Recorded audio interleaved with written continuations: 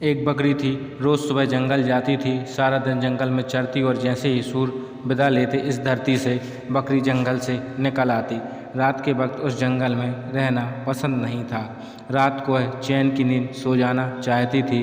जंगल में जंगली जानवर क्या उसे सोने देंगे। जंगल के पास उसने एक छोटा सा घर बनाया हुआ था। घर आकर वह आराम से सो जाती थी। कुछ महीने बाद उसके 4 बच्चे हुए। बच्चों का नाम उसने रखा आले बाले, छुन्नू और मुन्नू। नन्हे नन्हे बच्चे बकरी की ओर प्यार भरी निगाहों से देखते और माँ से लपट कर सो जाते। बकरी कुछ दिनों तक जंगल नहीं गई। आसपास उसे जो पौधे दिखते उसी से भूख मिटाकर घर चली जाती और बच्चों को प्यार करती। एक दिन उसे देखा कि आसपास और कुछ भी नहीं है। अब तो फिर से जंगल में ही जाना पड़ेगा। क्या करें। एक सियार आसपास घूमता रहता है। वह तो आले वाले छुन्नू और मुन्नू को नहीं छोड़ेगा। कैसे बच्चों की रक्षा करें। बकरी बहुत चिंतित थी।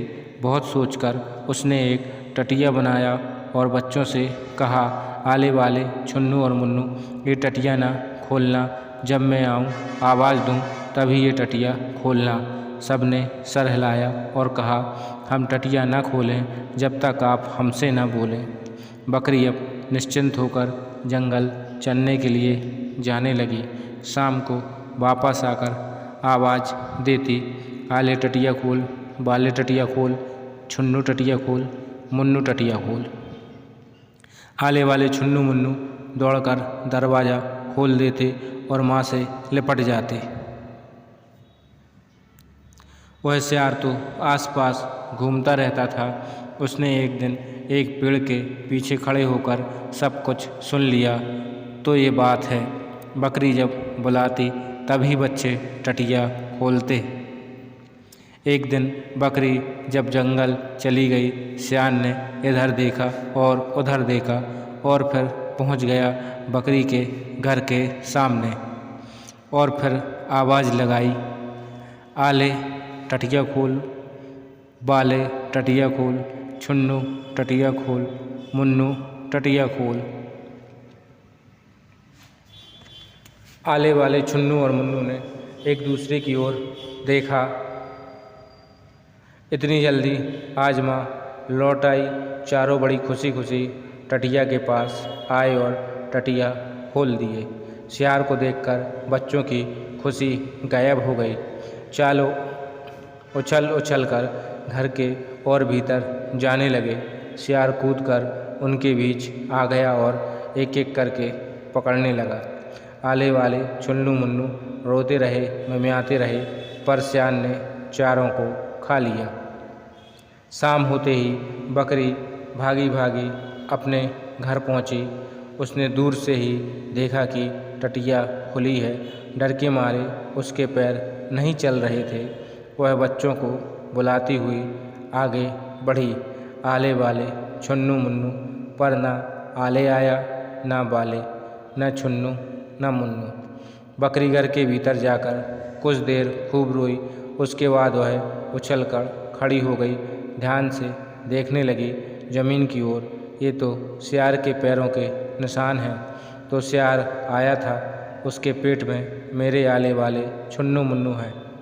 बकरी उस वक्त बढ़ई के पास गई और बढ़ई से कहा, मेरे सींग को पैना कर दो। क्या बात है, किसको मारने के लिए सींग को पैने कर रहे हैं।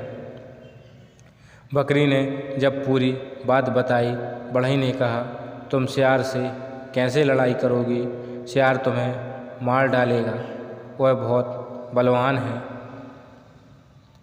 बकरी ने कहा, तुम मेरे सींग को अच्छी तरह अगर पैने कर दोगे, मैं सियार को हरा दूंगी।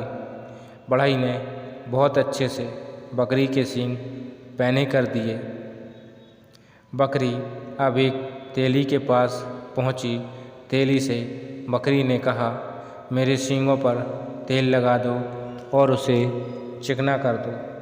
तेली ने बकरी के सींगों को चिकना करते करते पूछा, अपने सींगों को आज इतना चिकना क्यों कर रहे हो? बकरी ने जब पूरी कहानी सुनाई, तेली ने और तेल लगाकर उसके सींगों को और भी चिकना कर दिया। अब बकरी तैयार थी। वह उसी वक्त चल पड़ी जंगल की ओर। जंगल में जाकर सियार को ढूंढने लगी। कहाँ गया है सियार? जल्दी उसे ढूंढ निकालना है। आले वाले छुन्नू मुन्नू उसके पेट में बंद है। अंधेरे में न जाने नन्हे बच्चों को कितनी तकलीफ हो रही होगी। बकरी दौड़ने लगी, पूरे जंगल में छानबीन करने लगी। बहुत ढूंढने के बाद बकरी पहुंच गई सियार के पास। सियार का पेट इतना मोटा हो गया था, आले वाले छुन्नू मुन्नू जो उसके भीतर थे। बकरी ने कहा, मेरे बच्चों को लौटा दो। सियार ने कहा, तेरे बच्चों को मैंने खा लिया है, अब मैं तुझे खाऊंगा। बकरी ने कहा, मेरे सींगों को देखो कितना चिकना है, तुम्हारा पेट फट जाएगा, जल्दी से बच्चे वापस करो। सियार ने कहा, तू यहाँ मरने के लिए आई है। बकरी को बहुत गुस्सा आया। वह आगे बहुत तेज़ी से बढ़ी और सियार के पेट में अपने सींग घोंप दिए। जैसे ही सियार का पेट फट गया, आले वाले छुन्नू मुन्नू पेट से निकल आए। बकरी खुशी से चारों ओर घर लौट कर आई। तब से आले वाले छुन्नू मुन्नू टटिया तब तक नहीं खोलते जब तक बकरी 2 बार तो कभी 3 बार दरवाज़ा खोलने के लिए न कहती।